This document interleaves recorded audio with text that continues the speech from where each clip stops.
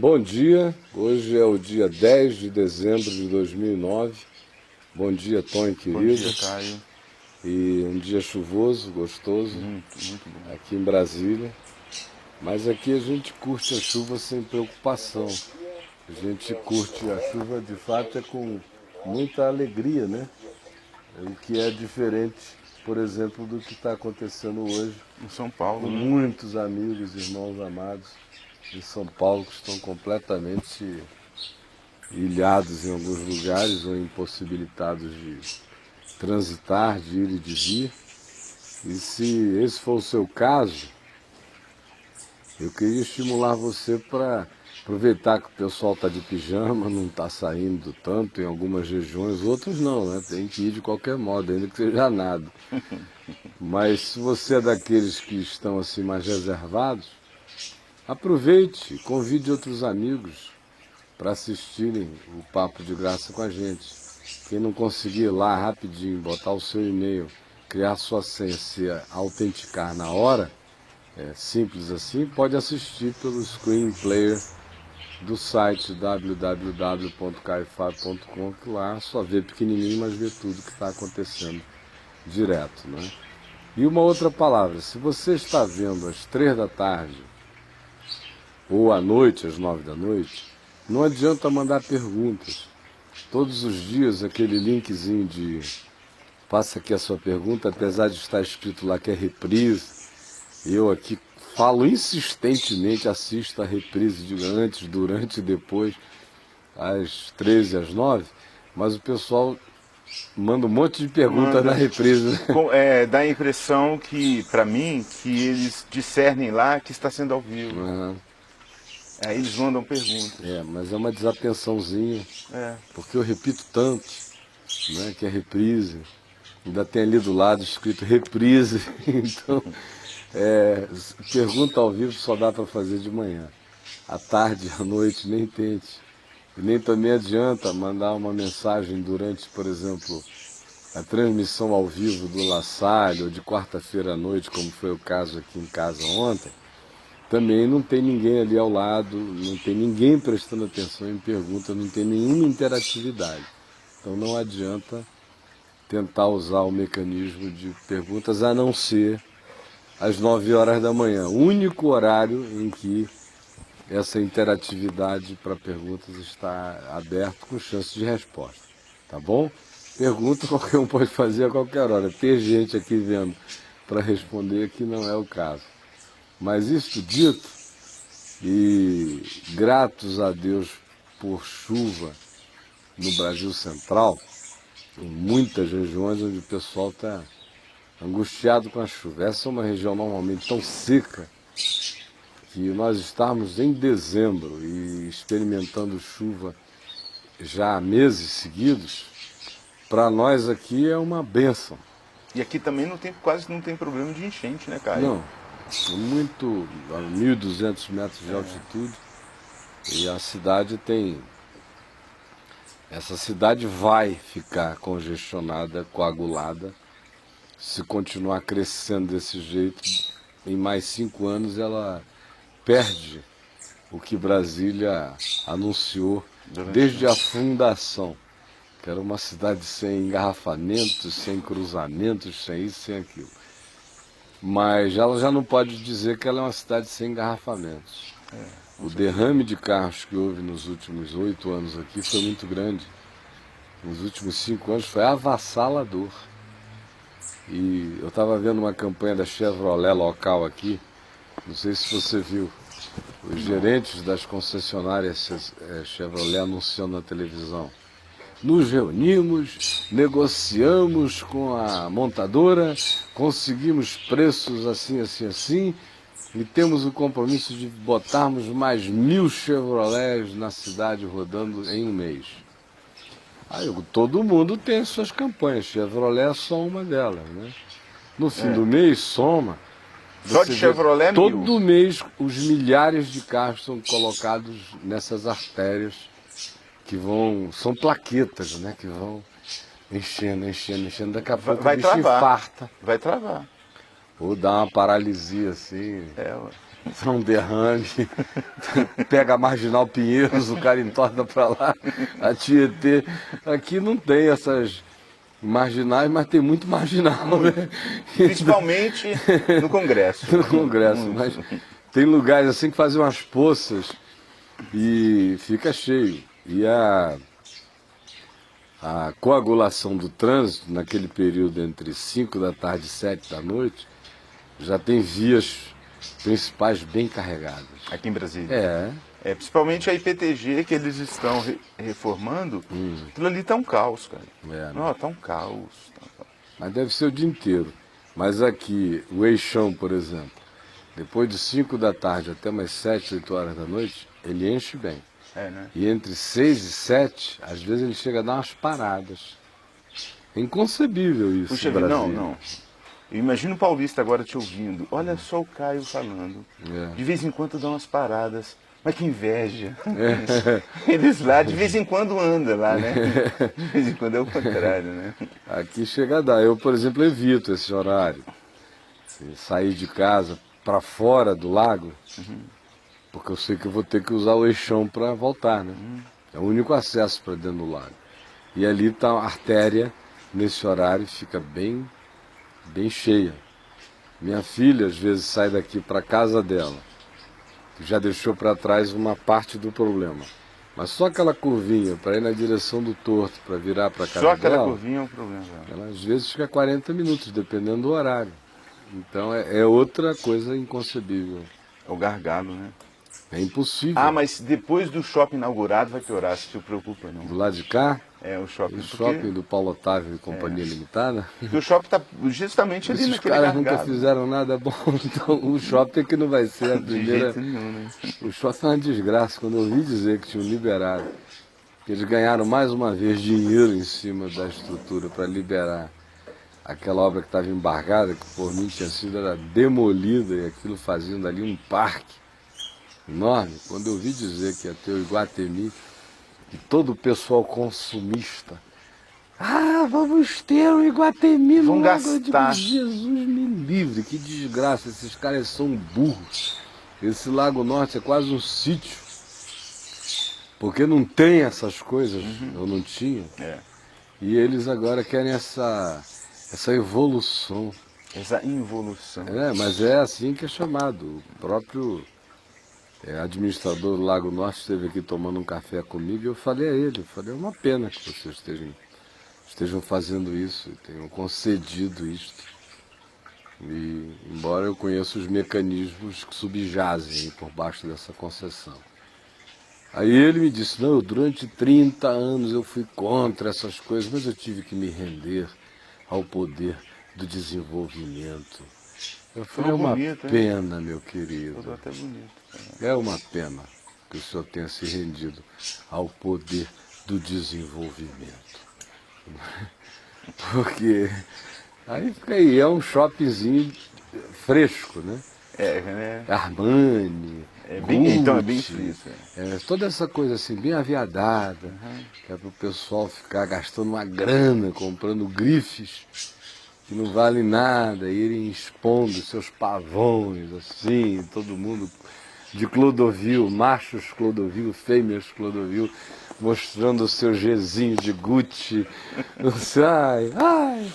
É muita gente não, pior ainda, apanhar cara, na bunda. Pior ainda, que como não tem como carregar e mostrar que é verdadeiro, né? Essas marcas estão trazendo agora, colocando a logomarca na própria coisa que as pessoas carregam. E os caras carregam. E grande, estampado. Um óculos da minha sogra, Gucci, escreva aqui, ó. Quase que ela não enxerga, né? Tão grande para caber Gucci aqui, ó. Antigamente era só o Gzão, né? Agora os caras já estão escrevendo tudo, né? A Louis Vuitton, então, quem carrega a Louis Vuitton é garoto propaganda da Louis Vuitton, que está escrito todo tamanho. E se você quiser me dar uma coisa para eu usar, me dê sem nada escrito. Porque, cara, se me der, eu não consigo usar a camisa do Caminho da Graça. Né? Não consigo. Eu não consigo fazer propaganda de nada. Não estou dizendo que é errado, porque eu tenho uma limitação. Eu não carregaria nenhuma camisa escrito Jesus, porque eu estou achando que eu estou trabalhando contra Jesus, carregando, fazendo uma propaganda Jesus de logo. Olha Ele é só. o Logos, mas não é logo de nada. Então eu não faço. Para poder, na hora de falar dele, a propaganda não ter matado a mensagem. Agora, carregar propaganda de coisas por aí é que eu não carrego mesmo. Mas pagando para isso, né? Geralmente as pessoas recebem, né? Se for uma grifezinha que fique pequenininha num cantinho, vamos lá ainda. Agora, botou de qualquer lado, meu amigo, me dá uma agonia, eu não consigo. O que tem de camisa que eu já ganhei e que está ali, eu vou guardando, de vez em quando no Natal, enquanto pessoas que acham legais, aí eu vou dando. Ou em outras ocasiões, quando chega essas horas que você limpa o gavetão. Aí toda vez que alguém me dá com algo escrito, às vezes eu guardo como lembrança da pessoa. Mas eu não vou conseguir usar aquilo. Eu ia para esses congressos mundiais onde todo mundo usa aqueles uniformes do evento. Eu nunca consegui. Me dá uma agonia que parece que me prenderam numa camisa de força ali. Eu estou ali carregando aquela tatuagem em pano. Eu nunca tatuei meu corpo. Eu tenho cicatrizes, a vida fez. Eu ir lá e quero escrever alguma coisa, não. Não quero escrever nada. Eu sou a carta viva, escrita. Meu discurso é minha existência. Está nos meus olhos, na minha vida. Propaganda de ninguém, nem de nada. E Jesus não é uma propaganda. Jesus é uma realidade. Quando eu vendi a Vindi TV, quem comprou disse, olha, uma única coisa que eu queria era ter a liberdade de colocar aqui em cima dos estúdios da Vindi TV uma placa bem grande de neon escrito Jesus. Para todo mundo que passar pela Avenida Brasil poder ler. Eu falei, bom, você está comprando aqui, obviamente o prédio não era dele. Era uma concessão de uso por um tempo, para ele até ele sair de lá, como ele saiu. Mas eu disse, bom, se você quiser botar, agora o usufruto do prédio é seu, até que você saia daqui. Fique à vontade. Fique à vontade. Aí eu passei um mês depois lá, tava aquele Jesus enorme, azulão. Tava brega? Mas eu sempre fico, eu nunca vi um que não tenha ficado. Não é porque o nome é de Jesus que o negócio não fica brega, fica horroroso de brega. Não é porque é a cruz, que se o cara puser aquela bicha lá toda cheia de neon, que não fica um cara de Las Vegas. A mortificação em Las Vegas, mas é. Eu acho tudo isso assim de uma feice horrorosa. Não, o problema de quem faz isso é que precisa o tempo todo ficar explicando que o dele não é falsificado. Que o que tem de falsificado por aí... Mas e qual que não é falsificado? Você diz em marca? É marca. Não é Roscoff? Não é o Rolex dele é verdadeiro? É verdadeiro. O Louis Vuitton dela é verdadeiro. Não, a minha é verdadeira. Agora tem umas falsificadas de grife. Olha, o meu falsificado é lá dos Estados Unidos, hein? É um Paraguai americano, né? Paraguai americano, é muita breguice, fala sério. Bom, pra gente não se perder na breguice, e daqui a pouco no intervalo eu voltar de Baiana pra cá. Num ataque desse. Eu vou ali pegar tudo que é camisa minha escrito que eu não uso. Acho que eu ganho no uso com as marcas dos grifes, das grifes. Tem uns que até no sapato, cara. Você não pode nem vestir o sapato daquilo ali, que a grife é quase do tamanho do sapato. Já tá ali. Tá lá, pô, tudo marcado. Antes que eu tenha um surto desse, vá lá e volte fantasiado. E vamos entrar no nosso tema, que é religião e violência. E é um tema recorrente no site. Viu, Kenneth? Corta para cá que eu estou falando com o pessoal aqui. Isso, obrigado. É um tema recorrente no site. E se você entrar lá, você vê que de modos e maneiras extremamente diversas e variadas eu falo nesse assunto o tempo todo. Já falava antes, está em dezenas de livros meus, e aqui no site toda hora, relacionando especialmente as religiões monoteístas e a violência, e mostrando que o tipo de violência que as religiões não monoteístas, as religiões politeístas praticavam era diferente. E eu repeti mais uma vez esse tema, agora faz aproximadamente 2 dias no site, eu respondi uma carta, coloquei uma lista de links que remetiam para a temática afim. E ontem eu prometi que nós iríamos conversar sobre o assunto, porque coincidentemente, depois que eu coloquei o texto no site, à noite eu gravei um programa chamado Legados do Egito, que faz parte de uma série que o Discovery lançou há um mês, e vi que o tema era religião e violência, e conquanto haja coisas na evolução da discussão antropológica que a doutora Cara Cooney vai fazer relacionada à religião e violência, vindo desde o Egito, porque o ponto de vista dela, ela declara a hermenêutica dela é o Egito Antigo, é dali que ela interpreta tudo mais. Então, conquanto haja coisas aqui e ali com as quais eu não concorde, faria pequenos reparos do ponto de vista da evolução histórica. Não sei se é porque o tempo dela é curto para fazer o programa, há alguns saltos que mereceriam serem melhores detalhados para as pessoas entenderem, no mínimo, que uma coisa não pulou para outra daquele jeito, que houve um caminho muito sutil até chegar ali.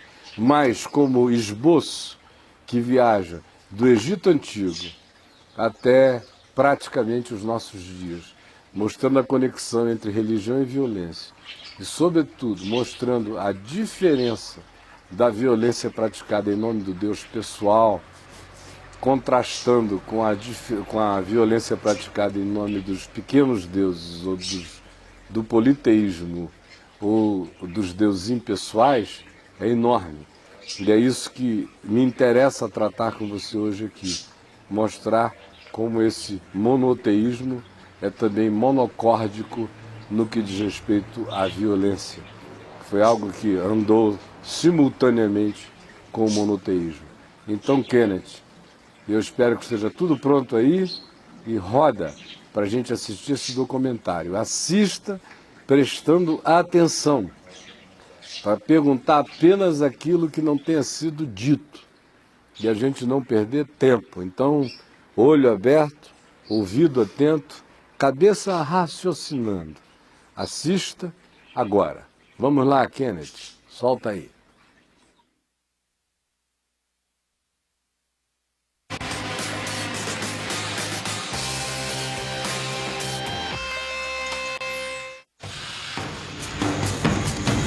Sacrifício humano, mutilação, tortura e guerra. Tudo em nome de um ou muitos deuses. Religião e violência caminham lado a lado ao longo da história. Por que a busca por orientação espiritual leva com tanta frequência à brutalidade? Eu sou Cara Cooney, uma egiptóloga em uma busca internacional. Observo o comportamento humano passado e presente do ponto de vista do Egito Antigo. E quanto mais viajo pelo mundo, mais semelhanças eu vejo. Ao explorar como nos tornamos quem somos hoje, eu sempre retorno aos legados do Egito.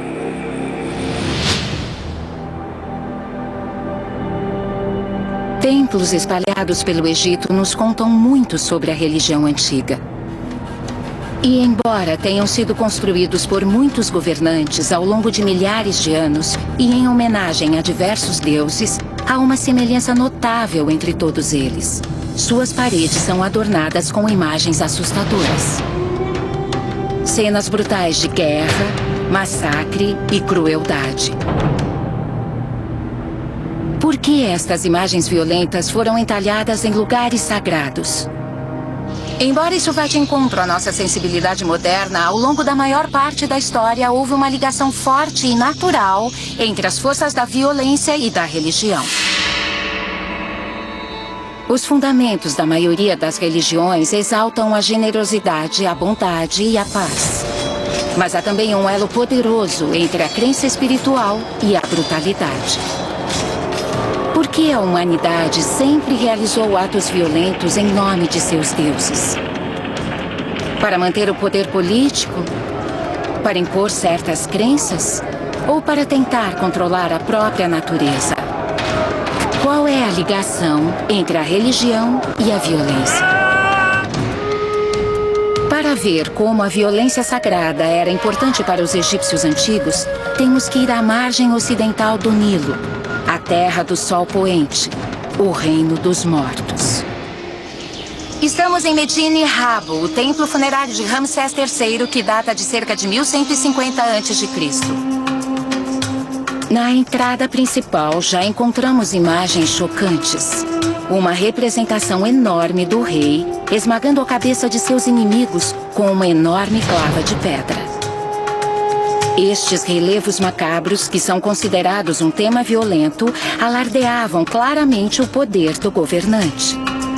Mas para os egípcios antigos, seu significado era bem mais profundo. Eles acreditavam que algo inscrito na parede de um templo tornava-se magicamente real. Para eles, estas imagens de brutalidade eram oferendas para defender o templo e proteger os deuses.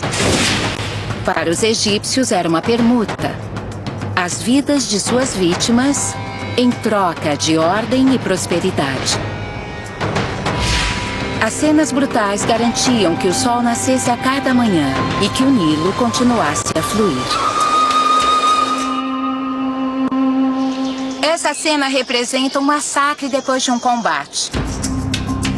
Os entalhes mostram um ritual sangrento que os egípcios podem ter realmente praticado no campo de batalha. Não é nada agradável. Eles cortavam as mãos dos inimigos e os órgãos genitais dos inimigos, que depois eram empilhados e contados.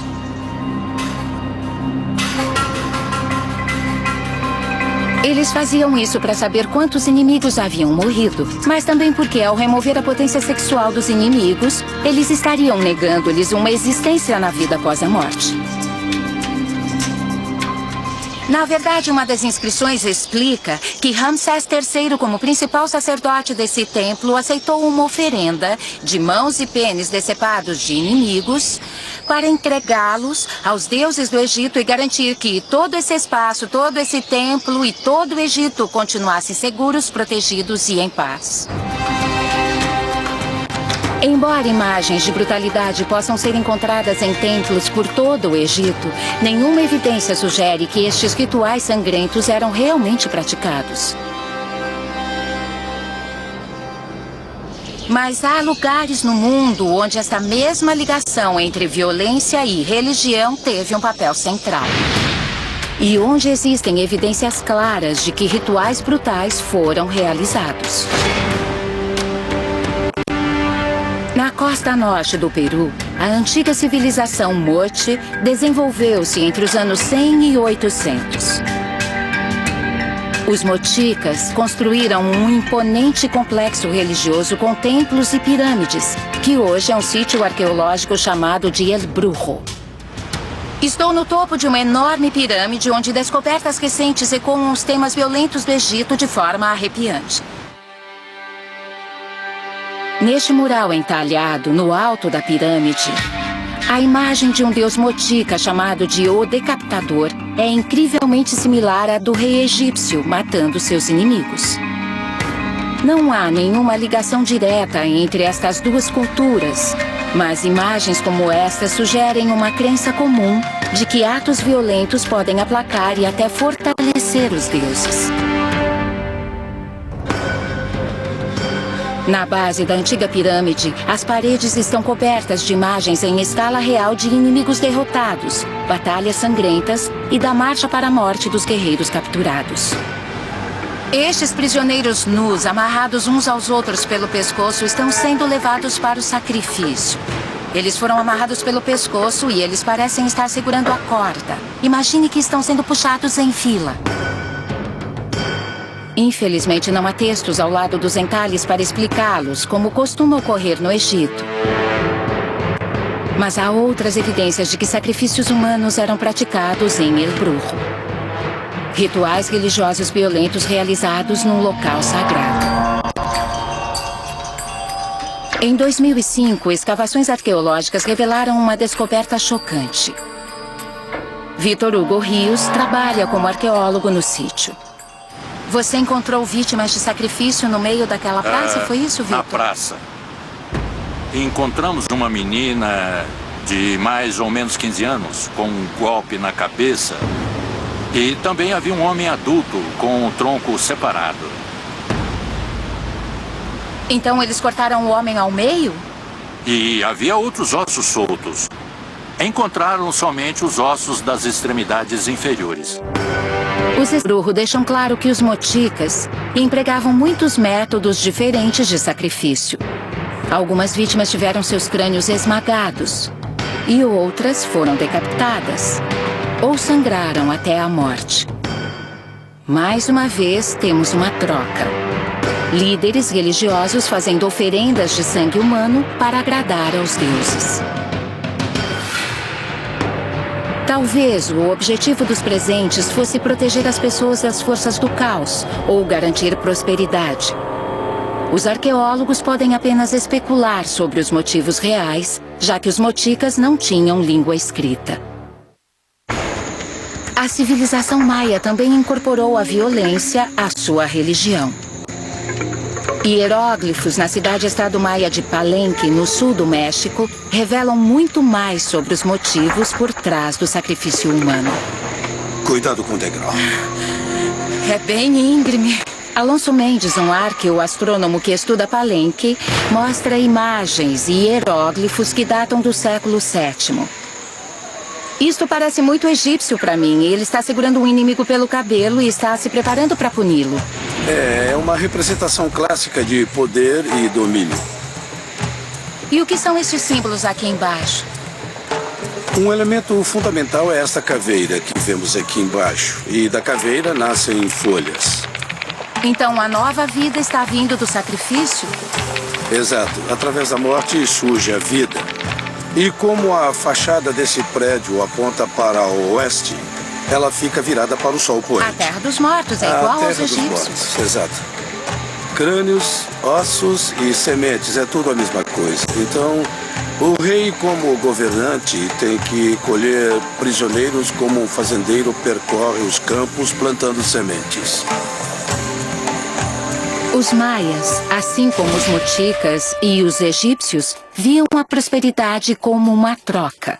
Vidas humanas deviam ser tomadas para que as coisas prosperassem e crescessem. Os sacrifícios em Palenque ocorriam no topo das pirâmides e, possivelmente, também neste prédio secreto, conhecido como Palácio, a casa de onde o rei provavelmente governava. Ao redor de toda a praça, hieróglifos descrevem imagens de guerreiros inimigos cativos. É possível que esses guerreiros tenham sido sacrificados na cerimônia de inauguração depois que o prédio foi construído. Então, para dar vida a esse prédio, era preciso tirar uma vida ou muitas vidas. Num prédio como esse, que é uma construção cerimonial e precisa canalizar uma energia viva, era necessário alimentar essa energia. E uma das maiores oferendas possíveis é a vida humana, o nosso próprio sangue. Então, de certa forma, é uma oferenda de comida que alimenta este templo, este espaço. Alimenta os deuses. Na religião maia, o sacrifício tinha um papel fundamental na criação do mundo. Acreditava-se que a Terra havia surgido quando um deus deu sua própria vida pela humanidade. Este primeiro sacrifício era recriado em um ritual esportivo, praticado em quadras como esta. Através deste jogo, os maias saldavam seu débito com os deuses em sangue. Alonso explica as regras deste jogo simbólico. É um jogo rápido, um jogo movimentado. Provavelmente o objetivo da maioria desses jogos era manter a bola em movimento. E isso é interessante. Como no squash, porque é uma quadra bem pequena. Mais parecido com a pelota básica. Aham, certo. Na pelota básica, a bola quica na parede E aqui era bem parecido. A bola ficava quicando de um lado para o outro por toda essa quadra. E provavelmente o objetivo era mantê-la em cima do muro. Mas era mais do que um jogo para os maias. Evidências indicam que no fim da partida havia sacrifícios humanos. As vítimas podiam ser os perdedores ou até os vencedores. De qualquer forma, acontecia uma troca. Uma morte ritual pela criação da vida. A maioria das religiões primitivas acreditava numa batalha cósmica entre a ordem e o caos. Acreditava-se que as disputas travadas nesta quadra restauravam a ordem e que as oferendas violentas eram incrivelmente poderosas. O sacrifício humano não era exclusivo dos maias ou mochicas. Para a civilização asteca, o sacrifício humano era a última esperança quando o próprio mundo parecia estar acabando. No centro da cidade do México moderna, os arqueólogos estão explorando as ruínas da antiga capital asteca de Tenochtitlan. No século XV, era uma cidade imensa, habitada por centenas de milhares de pessoas, com uma enorme pirâmide de 9 andares, conhecida hoje como Templo Maior. Tenochtitlan era o centro religioso e político da civilização asteca. E como os maias, os astecas acreditavam que os deuses exigiam o sacrifício humano. Os conquistadores espanhóis que travaram contato com os astecas contam que eles levaram o sacrifício humano a outro nível. Os astecas costumavam exibir suas oferendas numa espécie de estante de crânios. Esta escultura antiga retrata uma destas estruturas arrepiantes. A arqueóloga Jimena Chávez estuda os restos mortais que foram encontrados aqui. Então ela era feita com crânios humanos, sem carne. Então essas caveiras humanas eram colocadas numa estante. Que tipo de mensagem isso devia passar para o povo? Era uma mensagem política, mas também era ritual. Eles acreditavam que na cabeça havia um tipo de alma. Como eles conseguiam as cabeças? Eles decapitavam as vítimas e, como a morte era violenta, a energia era maior. Então, quanto mais violenta a morte, mais energia ela gerava para dar aos deuses. Isso mesmo. Os astecas acreditavam que em épocas de crise, o sacrifício devia ser ainda mais violento. Por volta do ano 1450, Tenochtitlan foi castigada pela seca e pela fome. Então, eles recorreram a medidas extremas. O nome dessa escultura é Chacmol. E ele É incrível, essa é a tinta original. É lindo, ele está deitado e segurando um tipo de vaso. Talvez ele tenha sido uma pedra de sacrifício. E que tipo de sacrifício as pessoas ofereciam a Tlaloc? Encontramos os esqueletos de 42 crianças dedicadas ao deus da chuva, Tlaloc. Foi um sacrifício enorme. Por que crianças? Porque elas eram consideradas uma coisa pura. Eles achavam que as crianças eram as ajudantes de Tlaloc. Então, sacrificando uma criança, eles faziam uma oferenda a Tlaloc para que ele enviasse chuva. Isso mesmo. Então podemos encarar esse complexo de templos como uma espécie de máquina em que os astecas ofereciam alguma coisa aos deuses e eles davam outra coisa em troca, é isso? Isso mesmo. É? Correto. De certa forma, a base destas religiões do Novo Mundo era o sacrifício. Os mochicas, os maias, os astecas, todos viam suas origens no sangue e pareciam encontrar a esperança de ordem em rituais violentos.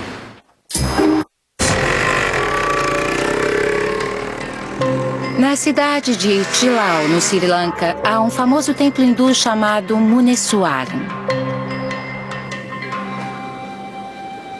O hinduísmo é uma tradição politeísta que data de 5.000 anos atrás, o que a torna quase tão antiga quanto a religião do Antigo Egito. Ela ainda é praticada hoje por 1 bilhão de pessoas, a maior parte no Sudeste Asiático. O hinduísmo é a terceira religião mais popular do planeta. No interior do templo de Muneeswaran há um altar dedicado a Durga, uma deusa guerreira e protetora, conhecida como a Invencível. Os hindus acreditam que sua compaixão intensa pode ajudá-los em épocas de crise e desespero. Esta jovem está aqui com sua família para banhar a estátua de Durga com leite. Ela espera que esta oferenda lhe traga primeiro um marido e depois um filho. Até 1980, oferendas de sangue eram feitas aqui. Não de humanos, mas de animais. Ainda se acredita que a deusa exige sacrifícios de seus adoradores. Mas no Sri Lanka moderno, estes sacrifícios assumiram uma forma simbólica. Primeiro, os fiéis compram um coco. E depois parafina para atear fogo à fruta. Isso o transforma em um objeto sagrado. Este é o ritual Polga Hanawa, que é realizado para muitos deuses. Os fiéis ficam em pé por um momento em comunhão com os deuses e então oferecem seu próprio ato de sacrifício violento.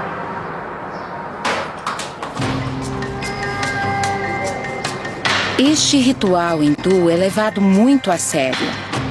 Muitas pessoas acreditam que se o coco não quebrar, seu karma não foi merecedor da bênção dos deuses.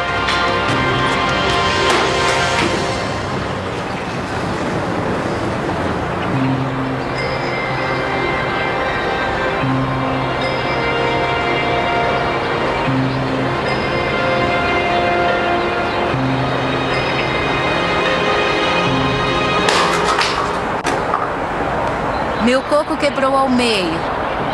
E acho que meu desejo foi concedido. Eu tive que jogar com muita força. Este é apenas um eco dos sacrifícios violentos do mundo antigo. Mas ainda é um ritual poderoso para o povo do Sri Lanka.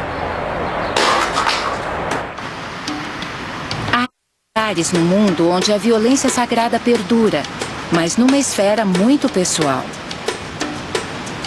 Os rituais envolvem violência simbólica, mas a esperança é concretizar uma vingança real. Atrás de mim, na costa sul do Sri Lanka, encontra-se a pequena ilha de Sinigama. Peregrinos de todo o país vêm até aqui. Uma curta viagem de barco os leva até um templo budista singalês dedicado a Devol, um deus da vingança. As cerimônias em Sinigama empregam antigos ritos religiosos com o objetivo de prejudicar outro ser vivo. São rituais em que as pessoas evocam um deus antigo para amaldiçoar um inimigo.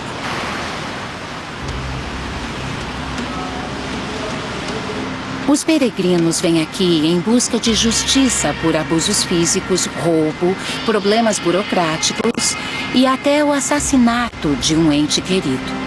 Eles acreditam que Devol tem o poder de consertar estes erros. É um sistema popular de justiça social muito eficiente. Quando alguém é roubado, ele faz uma peregrinação até este local para amaldiçoar o ladrão. E muita gente faz questão de contar a todos em sua aldeia que vão fazer isso. Às vezes, a mera ameaça de vir a Sinigama é o bastante para persuadir o ladrão a confessar o crime e devolver o que roubou. Mas quando os peregrinos fazem a viagem, eles se ajoelham ao lado de uma pedra sagrada chamada de Gala. Eles moem pimentas vermelhas e pretas, cebolas e sementes de mostarda, substâncias irritantes que simbolizam a punição de Devol. Durante a moagem, eles amaldiçoam seus inimigos, pedindo que fiquem pobres, doentes e, às vezes, até morram. Depois, os fiéis costumam reforçar a maldição, quebrando um coco no ritual Polga Hanawa. Para os singaleses, os rituais em Sinigama são uma forma não violenta de se manter a ordem. Porque a pessoa não executa a vingança pessoalmente, mas pede que um Deus poderoso intervenha em seu favor. 50.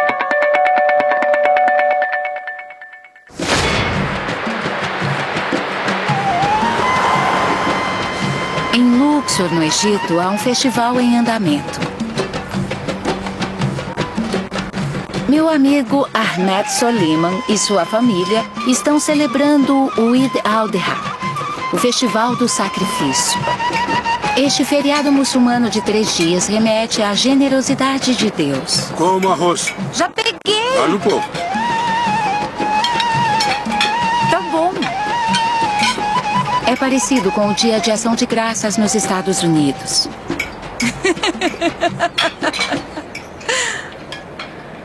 Por que é importante comer tanto assim? É um dia especial. E a carne servida neste banquete tem um significado religioso especial. O primeiro dia do Eid começa com o sacrifício ritual de uma ovelha. Um açougueiro vai a cada casa para abater o animal rapidamente. Nós vamos ao mercado para comprá-la. Algumas pessoas têm fazendas e já têm em casa. Nós, que não temos fazenda, vamos comprar. Aí, nós a trazemos para cá e a matamos. É incrível ver toda a comunidade participando. Os egípcios desta aldeia podem estar acostumados a ver animais sendo abatidos, mas eu nunca estive tão perto. O Eid é uma época de celebração, mas também de reflexão solene, já que isso não é apenas um sacrifício, é uma reencenação da misericórdia de Deus. A celebração de uma troca que teria ocorrido entre Deus e seus seguidores fiéis. Tanto o Alcorão quanto a Bíblia falam sobre um homem chamado Abraão, que foi instruído por Deus a ir até um monte com seu filho Isaac. Ele deveria levar o que fosse necessário para fazer um sacrifício. Mas Deus ordenou que Abraão sacrificasse seu próprio filho. Temente a Deus, Abraão ergueu uma faca, pronto para matá-lo. Então um anjo segurou sua mão e ofereceu um carneiro para ser sacrificado no lugar de Isaac. Esta história de violência suprimida é celebrada anualmente no Eid, com o abatimento de uma ovelha para honrar tanto a obediência de Abraão quanto a misericórdia e generosidade de Deus. Este homem a dividiu em 3 partes. Uma parte aqui, outra aqui e outra aqui. A ovelha é dividida de forma que cada casa possa comprar uma de 1/3 da carne para os pobres. Uma parte vai para os pobres, uma para a família e uma para o vizinho. Acredita-se que o sangue do sacrifício do Eid tem poderes especiais. Isso é para trazer sorte à casa. Porque a casa é nova. A marca feita em sangue é uma tradição para atrair a graça de Deus e boa sorte para novas construções. Isso é bom para nós. É muito bom. Afasta as coisas ruins. Muçulmanos, judeus e cristãos contam a mesma história sobre a misericórdia de Deus ao poupar o filho de Abraão. Mas líderes destas mesmas religiões também usaram a violência sem piedade em nome de Deus. A brutalidade em nome de Deus varreu a Europa e o Novo Mundo entre os séculos XV e XVIII.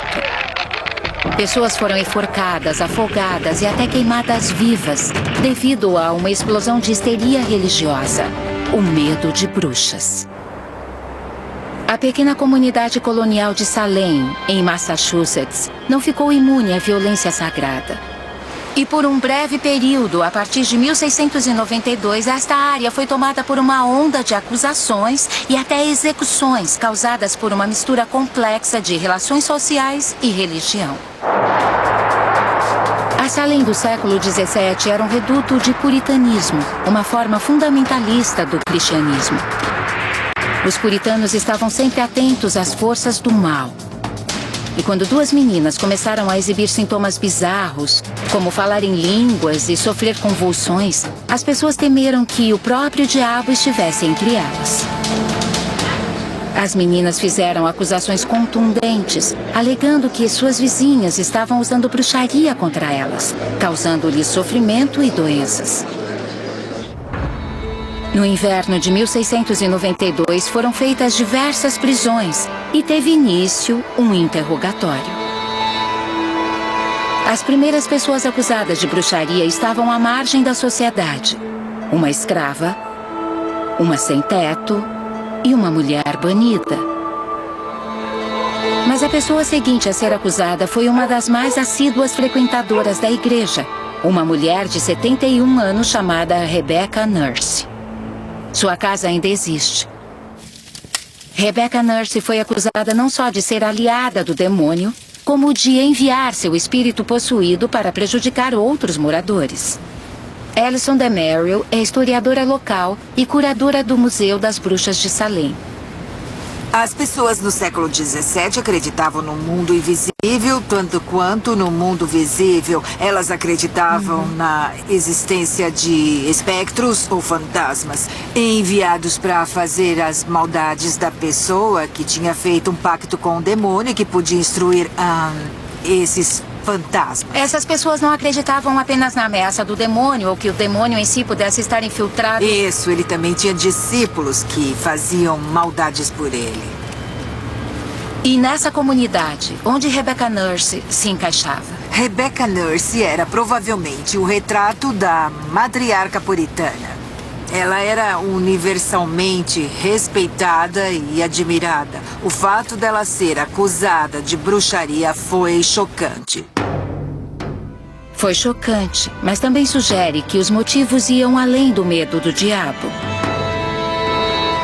Rebecca Nurse era de uma família com terras, e o espaço era um recurso limitado para esta população crescente.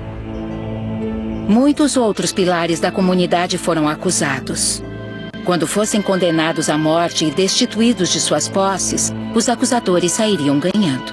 Então, uma grande parte tinha a ver com mesquinharia, é tudo muito política. pequeno. Isso mostra como era a vida no século XVII. Era contra a lei praticar bruxaria. Então, havia um tribunal civil. Um tribunal civil acabou sendo formado em junho de 1690. Mas a religião parece alimentar essa máquina. Tudo remete ao Êxodo 22:18. A feiticeira não deixarás viver.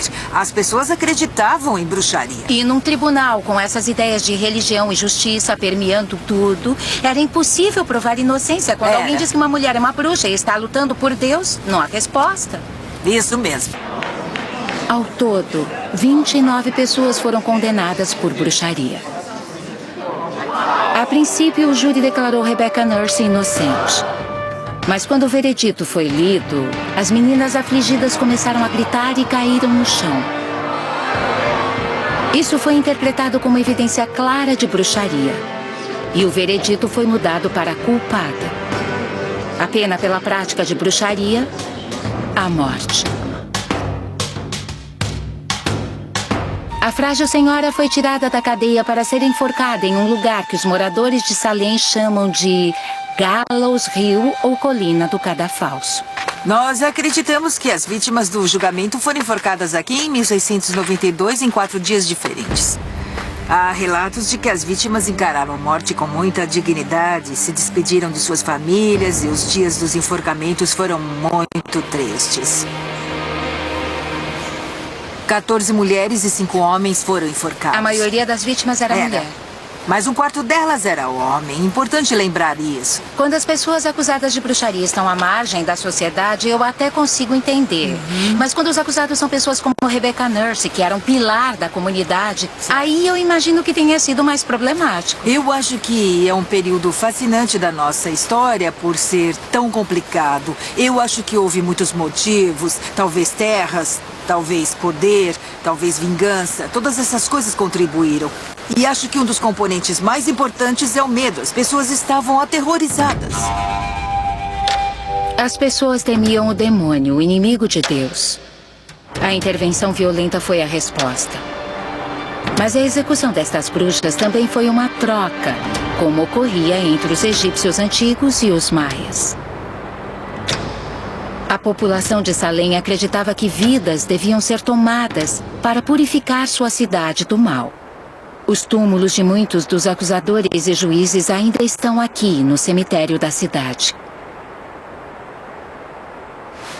Isso é um evento traumático para uma comunidade. Foi um reino de terror, Mas era uma época violenta, sabe? A ideia da pena capital não era chocante para essas pessoas. Os condenados eram decapitados, esquartejados, era o que acontecia com eles. E por que o elo entre religião e violência, ou religião e execução pública, nesse caso, foi tão forte? Bom, eles viviam sob uma certa interpretação de Deus. Eles eram puritanos, eles seguiam a Bíblia de acordo com o ponto de vista do pastor. Essa era a base das suas vidas. E quando alguma coisa os ameaçava, eles precisavam agir. Os puritanos de Salem usavam o poder da crença religiosa para impor uma forma de ordem. Neste caso, uma ordem política e social. Estas execuções foram consideradas legais, mas ocorreram dentro de um sistema que baseava suas leis e conceitos em crenças religiosas estritas. Você acha que já viu de tudo? Nossas câmeras vão mostrar que, na realidade, você viu muito. A ligação entre violência e religião começou como uma troca sagrada. A crença de que atos brutais beneficiariam a comunidade ao aplacar os deuses. Mas ao longo dos séculos, o limite entre a devoção pura e os ganhos políticos e pessoais desapareceu. Esta é a Praça das Armas, no centro de Lima, no Peru. Na véspera de Natal de 1736, dezenas de pessoas acusadas de heresia foram trazidas para cá, para o que os espanhóis chamavam de maneira eufemística de auto de fé. Diante de milhares de pessoas, as vítimas eram cuspidas, chicoteadas e às vezes até queimadas vivas. Como os julgamentos das bruxas de Salem, estas execuções eram supervisionadas por líderes religiosos com um poder legal quase ilimitado. Mas não foi um incidente isolado numa pequena aldeia, e sim parte de um reino de terror global implantado em nome da religião. Seu nome era Inquisição Espanhola. A Inquisição era uma instituição implacável, um tipo de tribunal constituído em 1478 pelo rei Fernando e pela rainha Isabel da Espanha. Seu objetivo declarado era eliminar os hereges do Império Espanhol. Para a Igreja, os hereges eram todos os não católicos, muçulmanos, judeus e protestantes. Esta exploração da autoridade religiosa dava aos governantes um poder quase ilimitado para perseguir seus inimigos. A Espanha fundou um departamento de inquisição em cada uma de suas colônias. Uma das pessoas mais famosas condenada à morte aqui em Lima foi uma mulher chamada Ana de Castro, conhecida por 3 coisas: sua fortuna, sua beleza e seu orgulho. Ana havia nascido na Espanha, numa família judaica. Para evitar a perseguição, Ana e sua família converteram-se ao cristianismo e emigraram para o Peru. Aqui em Lima, ela foi acusada por seus inimigos de praticar o judaísmo em segredo. Ela foi detida e trazida a este prédio, onde ficava a prisão do inquisidor, para refletir sobre seus pecados e encontrar Deus sob ordens da Igreja e do Estado. Que túneis apertados, olha isso. Luiz Carpio é guia do Museu da Inquisição. Tinham que pensar nos crimes cometidos e confessar. Na escuridão total? É, e sozinhos.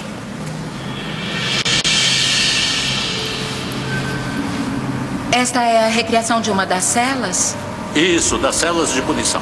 E o acusado ficava aqui por quanto tempo? Uns 8 dias, sozinho no escuro. Eles tinham que meditar, rezar e refletir sobre o crime cometido e depois confessar. E se não confessassem depois de passar 8 dias aqui? Alguns eram levados à câmara de tortura. Que tipo de torturas o inquisidor usava? Havia 3 tipos de tortura. Uma delas era o ecúlio, outra era a tortura com água e a apolia. Na tortura com a apolia, os braços do prisioneiro eram amarrados por trás das costas e ele era erguido. Seu próprio peso rasgava os músculos e ossos. E se a pessoa não confessasse? Ela era excomungada e depois enviada a uma prisão para ser queimada. Ana de Castro alegava não ter feito nada de errado e se recusou a confessar. Então a Inquisição a condenou à morte pelo fogo. O motivo alegado foi heresia religiosa. Mas havia outro motivo, um motivo econômico. Ela era uma mulher rica. Quando a queimaram na estaca, confiscaram suas propriedades e toda a sua fortuna foi para o departamento de Inquisição. Do fim do século XV ao início do XIX, a Inquisição Espanhola submeteu mais de 100 mil pessoas, tanto no Velho quanto no Novo Mundo, a julgamentos secretos. Milhares foram condenados à morte. Ninguém sabe exatamente quantos. Judeus e árabes ricos eram os alvos favoritos da Inquisição Espanhola. Mas este abuso de poder religioso não era nada novo. Claramente, o objetivo da violência religiosa tinha deixado de ser trazer ordem ao cosmos. A Inquisição não estava praticando violência ritualizada como os maias ou moticas, e sim tortura legalizada para ampliar seu poder político sobre uma população aterrorizada. A seguir, as Cruzadas Sangrentas e uma das cidades sagradas mais disputadas do mundo, Jerusalém.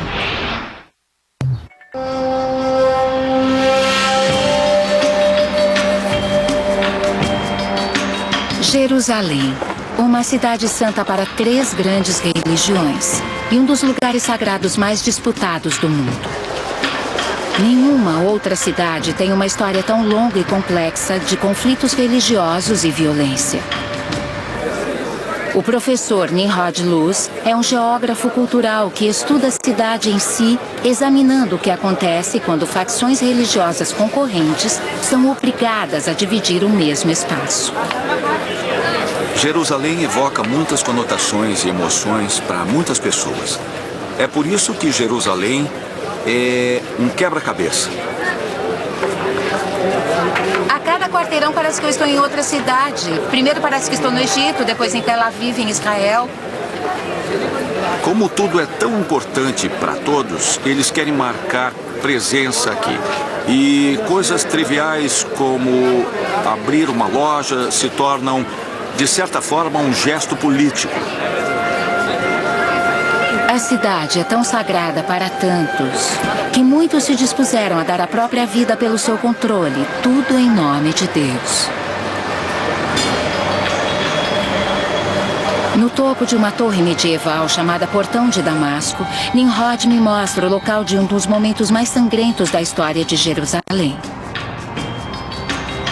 Jerusalém já esteve sob o domínio dos judeus, dos cristãos e, no fim do século XI, foi governada pelos muçulmanos. A muralha da cidade continua em pé, cercando a parte mais antiga de Jerusalém. No ano 1095, o Papa Urbano II convocou os cristãos europeus a tomar Jerusalém do domínio muçulmano. Mercenários, soldados e até pessoas comuns deixaram suas casas na Europa e começaram a marchar rumo à Terra Santa. Eles foram recrutados com a promessa de absolvição dos pecados e também atraídos pelas histórias de riquezas fabulosas, uma fortuna que deveria ser deles. Eles acreditavam que sua integridade cristã lhes dava o direito de tomar o que quisessem dos infiéis muçulmanos. Depois de 3 anos de viagem, o que é uma coisa inconcebível hoje em dia, eles finalmente chegaram à cidade de Jerusalém. Era sexta-feira, dia de descanso nas cidades muçulmanas. Não muito longe daqui, a muralha foi derrubada. Foi um momento muito dramático. Eles começaram a invadir a cidade. Uma vez lá dentro, o caos foi total. Eles derrubaram a muralha? Eles derrubaram a muralha e um massacre começou.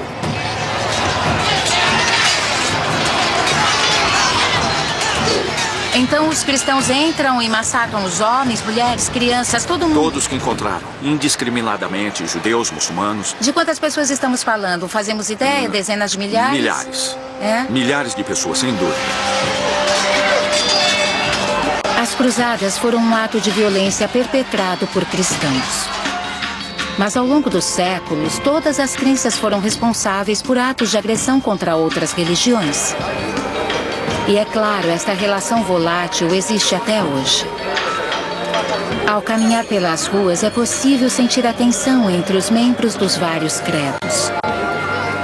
Esta tensão é parte da vida cotidiana, encontrada nos mercados de Jerusalém, em seus bairros e em seus maiores e mais famosos monumentos. Peregrinos cristãos de todo o mundo visitam a igreja do Santo Sepulcro para conhecer o lugar onde muitos acreditam que Cristo foi crucificado, enterrado e ressuscitado. Logo acima ergue-se um minarete muçulmano convocando os fiéis a uma de suas 5 orações diárias. Estamos no meio do local cristão mais importante. Mas isso é uma convocação às orações muçulmanas, Isso, um chamado exato. muçulmano. Nós podemos bancar os ingênuos e encarar apenas como um chamado às orações, Mas esse espaço está repleto de cristãos. Exato. Não há nenhuma mesquita que precise desse minarete. Isso é um desafio. É como se dissesse: estamos aqui, somos mais fortes do que vocês e a nossa voz é mais ouvida do que a sua. É o que o cristão sente quando está aqui e ouve isso? Claro, sem dúvida. Eles sabem o que é isso e se sentem intimidados quando ouvem esse chamado. Esta justa posição desconfortável está em toda parte em Jerusalém. A uma curta caminhada do Santo Sepulcro, encontra-se o Muro das Lamentações do Segundo Templo Judeu, um local de oração, luto e celebração. Ele é um marco da identidade judaica. E logo acima do muro, 2 locais muçulmanos sagrados, a Cúpula da Rocha e a Mesquita de Al-Aqsa. Os muçulmanos acreditam que Maomé ascendeu aos céus neste lugar.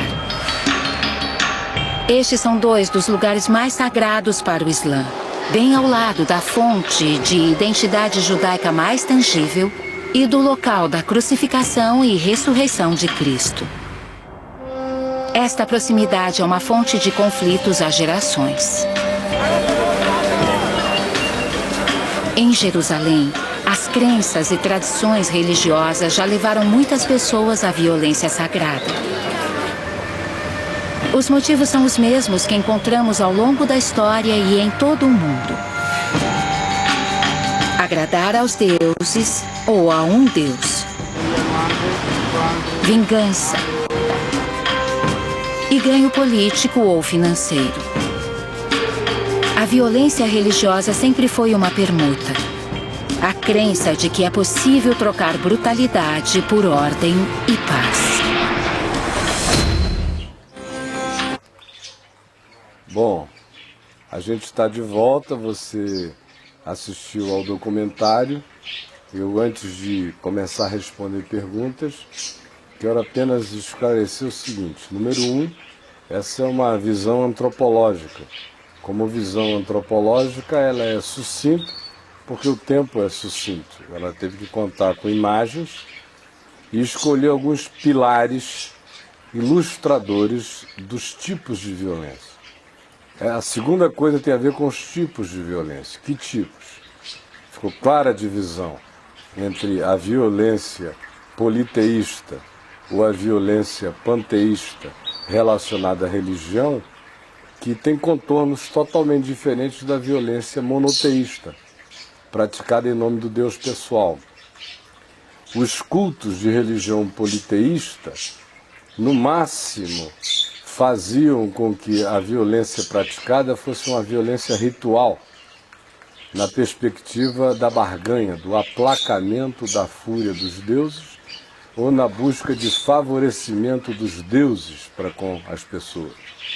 Mas não há, de modo algum, de forma sistemática, aquela violência que você encontra nos cultos monoteístas, que saem de casa em nome de Deus para punir, para tomar, para dominar, para conquistar o outro. O outro infiel, o outro que é diferente de nós, o outro que não crê como nós. Essa diferença é clara, não nesse documentário, é clara na história, para qualquer um que saiba qualquer coisa de história e que leia com acuidade a fenomenologia da relação entre religião e violência. O terceiro elemento que eu queria marcar, antes da gente entrar nas questões, tem a ver com o fato de que a ideia do Deus pessoal, que é a coisa mais maravilhosa do mundo, quando Jesus diz eu e o Pai somos um, e ele chama tudo para essa relação pessoal, e mais do que isso, quando se diz que Deus é amor, se estabelece a qualidade da relação pessoal que se possa ter com Deus, daí em diante essa coisa vira outra. Ou seja, quando a igreja toma o lugar de Deus na terra, assume esse papel perverso de representante de Deus na terra, isso acontece juntamente com o conluio, com a conjugalidade da igreja com o Império Romano. Aí junta-se essa ideia de que Deus é pessoa, como pessoa ele tem uma vontade, a vontade dele está revelada. E quem não anda conforme a vontade revelada de Deus é o outro, é o pagão, é o perdido, é o cara que está no inferno já. Nós somos os que temos a informação de Deus, somos os detentores de tudo quanto a Deus seja concernente no mundo.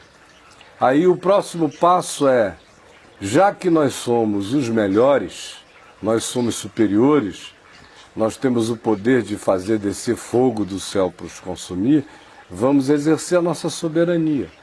Aliada ao Império Romano e ao poder que o Império Romano conferiu à Igreja, nasceu o cristianismo, com todas as suas barbaridades, que são infinitamente maiores do que qualquer coisa que a gente possa tentar levantar para advogar ou falar em favor dessa potestade chamada cristianismo, que não tem nada a ver com a igreja, não tem nada a ver com a comunidade dos discípulos, não tem nada a ver com o evangelho. E nisso eu tenho sido um relógio de repetições cansativas nessa afirmação. Isto colocado assim como eixo fundamental para a nossa conversa, você pode perguntar à vontade e eu tentarei ser rápido nas respostas para a gente fazer como foi feito no final do nosso Papo de Graça de ontem. Mas e aí, Tony? Caio, eu tenho duas perguntas. A primeira é, como se dá a violência hoje dentro das igrejas ditas cristãs? Porém, a gente consegue ver que são muito pagãs. Como se dá, como são as violências hoje? É a primeira pergunta. A segunda pergunta é, como Jesus disse que a grande Babilônia estaria cheia do sangue dos discípulos de Jesus, e ele manda sair dela aqueles que discernirem realmente essa igreja está cheia de sangue. Como alguém que está dentro de uma igreja, ele consegue, ao olhar ao redor, discernir realmente, embora eles digam que a grande Babilônia é a igreja católica, isso aqui se transformou realmente numa grande Babilônia. Como ele distinguir que o local onde ele habita é a grande Babilônia? Vou começar da segunda, então. Tá. Não é um local, é um espírito, é mais que um local. Há ocasiões em que a grande Babilônia tem geografias políticas mais adensadas. Mas antes de ser uma geografia política, ela é um espírito. Nesse sentido, o mundo se transforma cada dia mais na grande Babilônia. Os modos de violência toda, e não são só contra as testemunhas de Jesus, são contra as testemunhas do bem na vida. É que essa violência é praticada. A Roma dos dias de João era a encarnação da grande Babilônia, que já era uma importação da Babilônia do cativeiro dos judeus, e a Babilônia do cativeiro dos judeus já era uma importação conceitual da Babel, do Gênesis.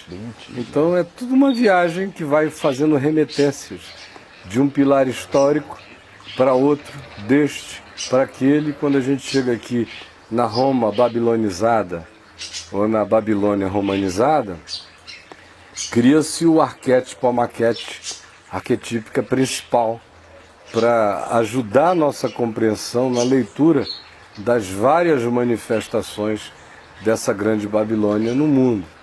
Então nós estamos num momento tão global que é quase impossível alguém chegar e querer determinar um epicentro geopolítico para essa grande Babilônia. Ela está cheia de representações de si mesma espalhadas pela terra, nos grupos humanos mais diversos. E no cristianismo, a manifestação fica mais horrorosa, porque ela vem carregada supostamente dos elementos da revelação bíblica, distorcidos, pervertidos. No cristianismo tudo fica pior porque é feito em nome de Jesus, porque é feito em nome do Evangelho.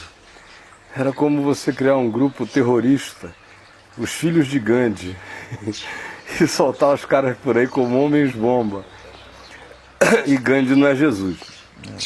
Mas não ia ser patético? Sim, claro. Se a Al-Qaeda fossem os discípulos de Gandhi? Tinha nada a ver uma coisa com a outra. Pois é, tem muito menos a ver com Jesus. O cristianismo e Jesus guardam uma dessemelhança muito mais profunda do que uma Al-Qaeda que se chamasse os filhos de Gandhi em ação. Por tamanha disparidade. Mas essa disparidade, que já teve adensamentos bem maiores no curso da história, nesses 1700 anos, evoluiu de Roma, botando os seus eixos e os seus epicentros de terremotos de violência em lugares diferentes da Terra, em ocasiões distintas da história. Mas até a Reforma Protestante, por exemplo, Roma era o epicentro dessas violências em nome de Deus praticadas pelo cristianismo. Igreja Católica Romana. O cristianismo, é melhor a gente designar assim, a Igreja Católica Romana era o maior adensamento o epicentro que você do falou, cristianismo até a Reforma Protestante, continua a ser, de certa forma, até hoje. No entanto, até ali era um epicentro meio solitário de poder. A Reforma Protestante deu uma relativizada naquilo, mas não curou coisa alguma. Diminuiu alguns poderes, mas dividiu tais poderes. E como a Reforma Protestante não deixou de ser uma reforma religiosa, o nome já diz, é uma reforma, e eu brinco dizendo que eles fizeram foi uma dieta, ficaram mais magros, mas mantiveram o mesmo ente vivo. Não quero perder o tempo aqui, que a gente já falou tanto sobre isso, repetindo as mesmas coisas. Fizeram apenas uma dieta no mesmo ente, mas continuidade do cristianismo, e não voltaram para as essências do caminho, conforme Jesus propôs no Evangelho, na simplicidade da vida de discípulos. Eles continuaram com as sofisticações católicas, com as heranças teológicas, com o modelo homilético, hermenêutico, interpretativo, com os credos, com as doutrinas. Eles tiraram só aquelas que eram abusivas demais. Mas boa parte que foi erigido como protestantismo foi construído a partir da base aproveitável dos diversos credos, como se a maioria deles ungidos e abençoados pelo imperador romano, não é? Com exceção de um ou dois que precederam esse acontecimento constantiniano, o resto mais é fruto desse casamento. Gente boa de Deus, o nosso tempo acabou. Quero agradecer a companhia de vocês. Obrigado. Pedir perdão a você pelos 20 minutos de atraso. Amanhã, com a graça de Deus, não acontecerá isso. Assista a reprise logo mais às 3 horas e às 9 horas da noite. E que o Senhor Jesus nos abençoe. Eu perdi a hora hoje, por isso aqui houve o atraso, de modo que eu estou aqui com o estômago roncando mais que a roncadeira. Eu vou ter que tomar um café correndo. Um beijão. Tchau, tchau.